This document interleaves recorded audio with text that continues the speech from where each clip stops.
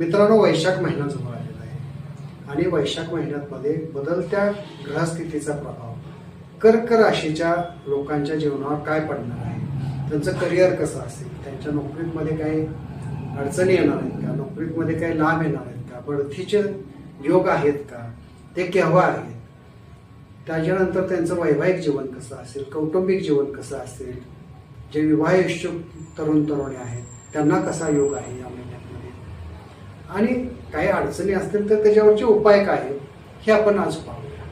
मित्रांनो, राशीचक्रातली चौथी रास कर्क राशी आहे. या राशीचा स्वामी आहे चंद्र. आता चंद्राची शीतलता आणि चंद्राची प्रसन्नता या राशीच्या लोकांमध्ये असते आणि हे लोक अतिशय संवेदनशील असे असतात. करिअरच्या बाबतीत मध्ये वैशाख महिना जो आहे तर यांना करिअरच्या संधी या महिन्यामध्ये चांगल्या आहेत, बढतीचे योग आहेत.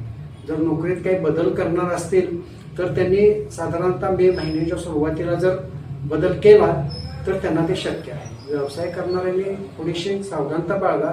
जर व्यवसाय भागीदारीत असेल तर तुम्ही हिशोब क्लिअर ठेवा, व्यवहारात पारदर्शकता ठेवा आणि गुंतवणूक मात्र या महिन्यामध्ये फार जपून करावी लागेल.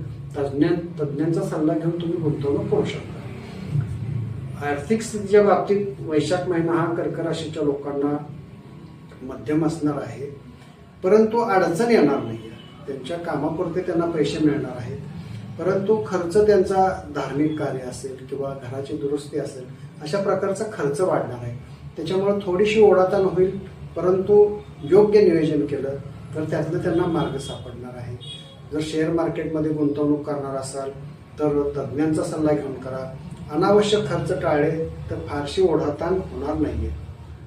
कर्क राशीच्या लोकांचं कौटुंबिक जीवन आहे ते आनंदामध्ये राहणार आहे आणि जोडीदाराबरोबरचे संबंध अधिक दृढ होतील.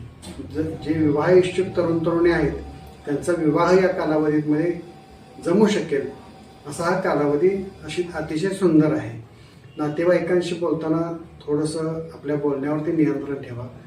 गैरसमज होणार नाहीत, वादविवाद होणार नाहीत याची काळजी घ्या.